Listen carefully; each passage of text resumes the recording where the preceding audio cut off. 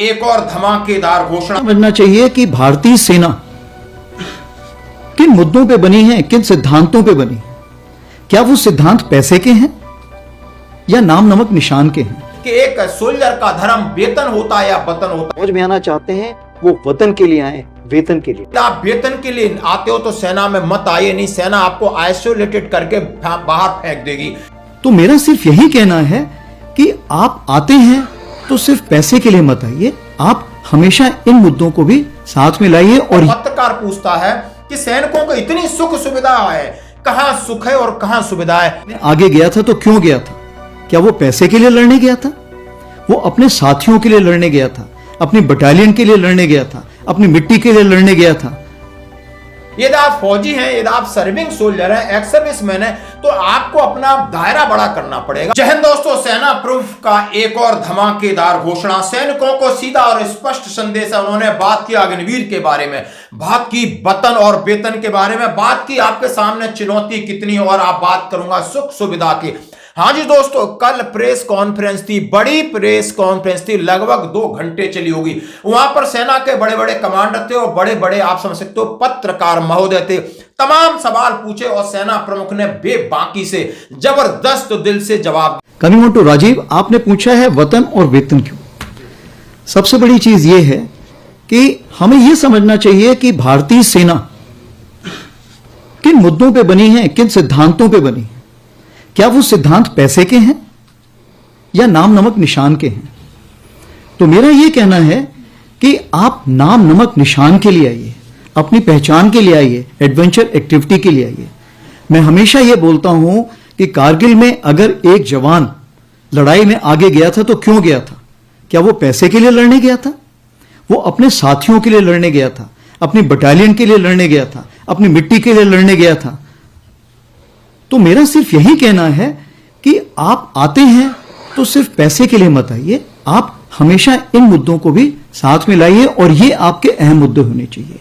या उन्होंने बोला, सबसे पहले उन्होंने कहा है कि सबसे पहले नए साल की और लोहड़ी की, मकर संक्रांति की, आर्मी डे की, वेटरन डे की शुभकामनाओं के साथ सबका अभिवादन किया और उन्होंने अपनी बात को शुरुआत किया कि देश के सामने चुनौतियां कम नहीं है। दोस्तों, देश के सामने चुनौतियां यानी सैनिकों के सामने चुनौतियां या जवानों के साथ चुनौतियां, चाहे पाकिस्तान को लेकर के हो, आतंकवाद को लेकर हो, चाइना को लेकर हो और अब बांग्लादेश को लेकर हो, अंदर की व्यवस्था को लेकर हो, और तमाम सवाल पूछे कि एक सोल्जर का धर्म वेतन होता है या वतन होता है। हाँ जी दोस्तों, छोटी छोटी क्लिप दिखाने के बाद मैं अपना वीडियो शुरू करूंगा। उन्होंने बोला, यदि आप वेतन के लिए आते हो तो सेना में मत आइए, नहीं सेना आपको आइसोलेटेड करके बाहर फेंक देगी, क्योंकि ऐसे लोगों को सेना कभी एक्सेप्ट कर ही नहीं सकती जो कि ऑर्गेनाइजेशन को खराब करें। उन्होंने बोला, यहां वतन के लिए आइए, नाम नमक निशान के लिए आइए, चुनौती के लिए आइए, एडवेंचर के लिए आइए, बलिदान के लिए आइए, त्याग के लिए आइए। और रही बात वेतन की, तो वेतन अलग बात होती है। और ये बात मैं आपके सामने कह रहा हूं। महाराज सदगुरु भी कहते हैं कि कौन सी ऐसी नौकरी है जहां किसी को यह पता हुआ मरना पड़े वो जाएगा। ये जानते हुए कि कोई आपको मारने की कोशिश में है, आप वहां जाते हैं और फिर भी वही करते हैं जो आपको करना है, ये एक बिल्कुल अलग काम है। नहीं, किसी ने कहा ऐसे तो सैकड़ों लोग रोड एक्सीडेंट के लिए मरते हैं। उन्होंने बोला ये दुर्भाग्य बस है, ये गलती बस है। लेकिन सेना एक ऐसा पेशा है जहां इसको हर एक को पता होता है कि शायद मैं मर सकता हूं, मैं मर भी सकता हूं। बिल्कुल इस बात की श्योरिटी रहती हो कितने लोग बलिदान होते हैं। और वहां पर जाके कोई नौकरी करता है तो वह वेतन के लिए नहीं, वतन के लिए करता है। और यही बात चीफ ऑफ आर्मी स्टाफ ने अपने दिल से कही कि यानी यहां वेतन के लिए नहीं, वतन के लिए आना है, एडवेंचर के लिए आना है। कि आप आते हैं तो सिर्फ पैसे के लिए मत आइए, आप हमेशा इन मुद्दों को भी साथ में लाइए और ये आपके अहम मुद्दे होने चाहिए। अगर आप इन मुद्दों के साथ आएंगे तो आप सबके साथ में शरीक होंगे, सुख दुख में शरीक होंगे और आपकी टीम के पार्ट बनेंगे।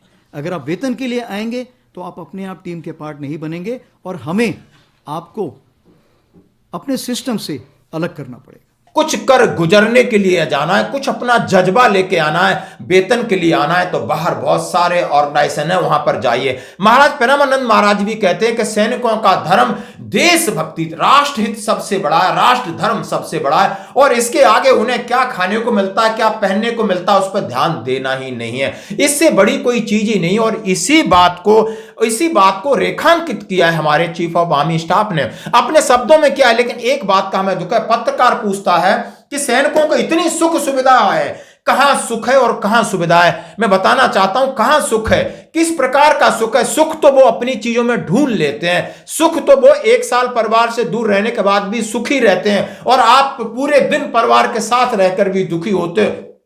ये आपकी मानसिकता के ऊपर है। सैनिकों का तो कहते हैं ना, कम से कम में भी अपना काम चला लेते हैं, और आप ज्यादा से ज्यादा में भी दुखी होते हैं। इसलिए सुविधाएं नहीं है, सुविधाएं हैं भी तो उनका उपभोग नहीं कर सकता। 24 घंटे बाट लगी रहती है, भागता रहता है, प्यासा है, भूखा है, रात भर जाग रहा है। सुख सुविधा का तो मतलब सवाल ही गलत था। ये शायद उन्होंने किस तरीके से पूछा, मुझे बहुत बुरा लगा कि सेना में सुख सुविधा कहां है। सुख सुविधा तो हम जहां जंगल में है, भूखे प्यासे, वहीं हम डांस कर लेते हैं हथियार के साथ, वहीं खा पी लेते हैं, वहीं लेट जाते हैं, वहीं सो जाते हैं, वहीं पड़े रहते हैं। लेकिन हमने हमारे मन को इतना मजबूत बनाया, कि शरीर को इतना मजबूत बनाया कि हमें सुख सुविधा हमारी बाहर ही नहीं, हमारे अंदर रहती है दोस्तों। और उन्होंने बात कही, अग्निवीर को लेकर बात कही। अग्निवीरों के लेकर जब सवाल पूछा गया, क्या अग्निवीरों का भविष्य उन्होंने कहा सुनिश्चित है। बात नेपालियों की बात की, उन्होंने कहा कि नेपाल ये आपका राजनीतिक मामला है और हमारी तरफ से पूरा पहल है, हमने इसकी पहल कर दी, हम उनका स्वागत करते हैं। ये तो वो आ रहे हैं तो वेलकम है, नहीं आए तो हमने उनके लिए कोई वैकेंसी खाली नहीं, हम अपने लोगों से ही उसको बराबर फुलफिल कर रहे हैं। As you are aware that this is not the subject due to army chiefs will discuss, and it's a political decision. And as far as India is concerned, India has already given its proposals to the Nepal side, and as and when we hear from the Nepal side, we'll be working towards that. Is it causing any deficiency in the Indian army? No. As of today, wherever such deficiencies are there, it is being filled in by other recruitable military population. और सेना और सैनिकों का morale की बात की उन्होंने, अब जबरदस्त है, कोई टेंशन लेने की जरूरत नहीं। उन्होंने तमाम कहा कि सेना सिद्धांतों पर काम करती है, नाम को निशान के लिए काम करती है, पैसों के लिए नहीं करती है। सेना के आगे चुनौतियों की बात की दोस्तों, एक एक बात को आपको सुनना समझना होगा। जबरदस्त इंटरव्यू। यदि आप फौजी हैं, यदि आप सर्विंग सोल्जर हैं, एक्स सर्विसमैन हैं, तो आपको अपना दायरा बड़ा करना पड़ेगा। मैं आपसे रिक्वेस्ट कर रहा हूं कि एक जनरल साहब के पास कितने सवाल है, 2 घंटे तक हर एक चीज के जवाब देते रहे। चाहे आप दे सकते हो कितना बड़ा हमारा बॉर्डर है, कितने बड़े बॉर्डर चैलेंजेस हैं, कितने इशू चाइना के साथ हैं, आतंकवाद को मुद्दे को लेकर कहिए। उन्होंने कहा टूरिज्म से हमने टेररिस्ट से टूरिज्म कर दिया है, जहां पर टेररिस्ट होते थे वहां पर हमने टूरिज्म पैदा किया है, और सारी चीजें उन्होंने कहा कि जबरदस्त तरीके से हम काम कर रहे हैं। आप इनका पूरा प्रेस कॉन्फ्रेंस देखिए। धन्यवाद। Through you, I would like to wish all the countrymen a very happy new year, happy Lodi, in advance, happy Veterans Day and happy Army Day. As you are aware, you are a vital channel. Coming on to Rajiv, आपने पूछा है वतन और वेतन क्यों। सबसे बड़ी चीज़ ये है कि हमें ये समझना चाहिए कि भारतीय सेना किन मुद्दों पे बनी है, किन सिद्धांतों पे बनी है। क्या वो सिद्धांत पैसे के हैं या नाम नमक निशान के हैं। तो मेरा ये कहना है कि आप नाम नमक निशान के लिए आइए, अपनी पहचान के लिए आइए, एडवेंचर एक्टिविटी के लिए आइए। मैं हमेशा ये बोलता हूँ कि कारगिल में अगर एक जवान लड़ाई में आगे गया था तो क्यों गया था। क्या वो पैसे के लिए लड़ने गया था, वो अपने साथियों के लिए लड़ने गया था, अपनी बटालियन के लिए लड़ने गया था, अपनी मिट्टी के लिए लड़ने गया था। तो मेरा सिर्फ यही कहना है। तीसरी बात मैडम मैथ्यू ने पूछी है जोरावर लाइट टैंक के बारे में।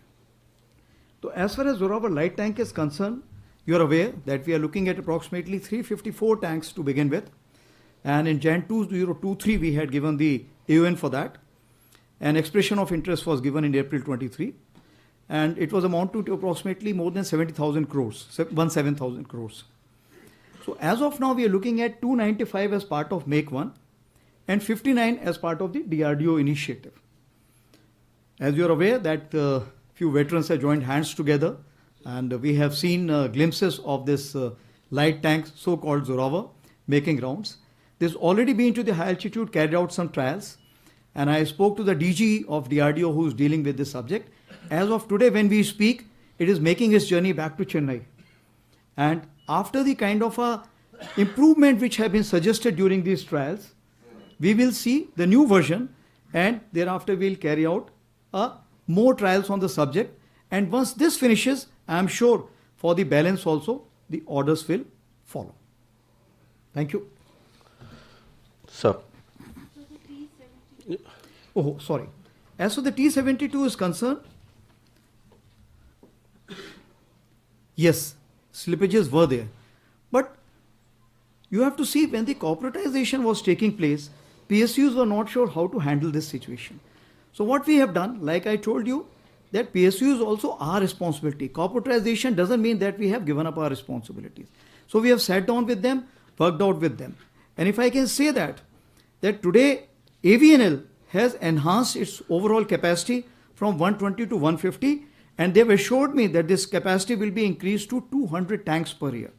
Similarly, we also have the army-based workshops. They are also carrying out a phenomenal work, and 2 base workshops have been nominated to carry out this overall. And you'd be happy to know that in Delhi, we had recently launched the overall of even T90 has been carried out. So I can just assure you that situation is under control. Of course, when the change takes place, initially, first step is the most difficult. That step we have overcome. So now the pace of or the transformation, which will be much, much faster. Yeah. Well, I had noted it last time when you had raised. So 17, 107 and 97.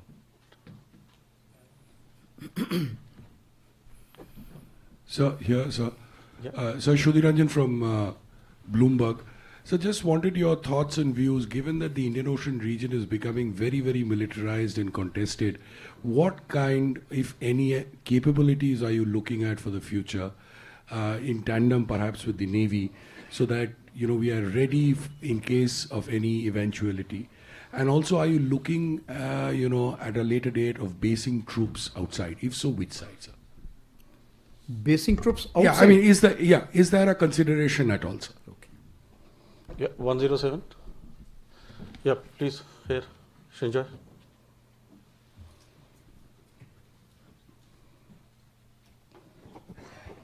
Sir, times now.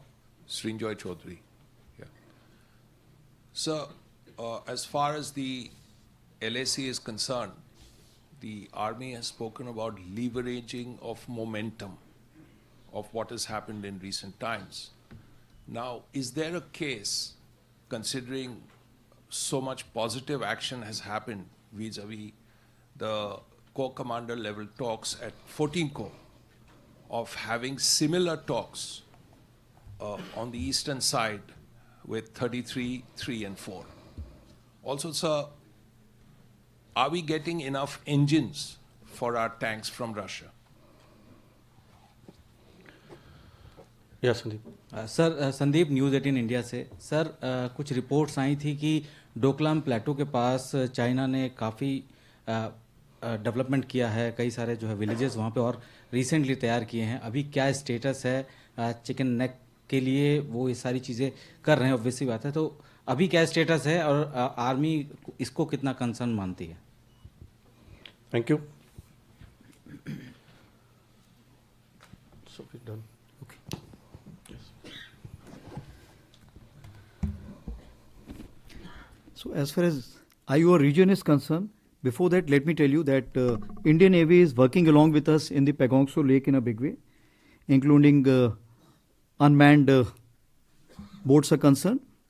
Also, their special forces are working out in J&K and other places along with us, including the deep sea drivers.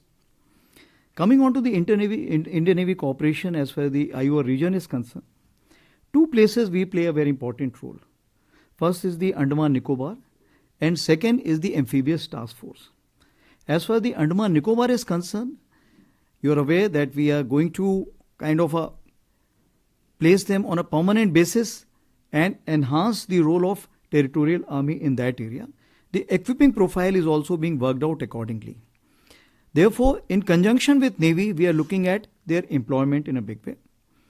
Coming on to the Amphibious Task Force, which is there as of now, we are exploring that how to make it permanent in terms of amphibious task force which should remain dedicated, whether on the lines of RR or in the lines of permanent regimentation, so that their specialization or the expertise remains with them. As of now, you're aware that the battalions keep getting turned over.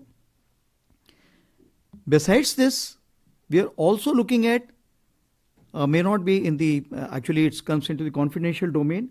We have some plans which we have worked out together on the western side. I'll leave it at that for the time being. To enhance the cooperation, we are also with all ships which are going, our special forces or other military personnel are going to various places to have an understanding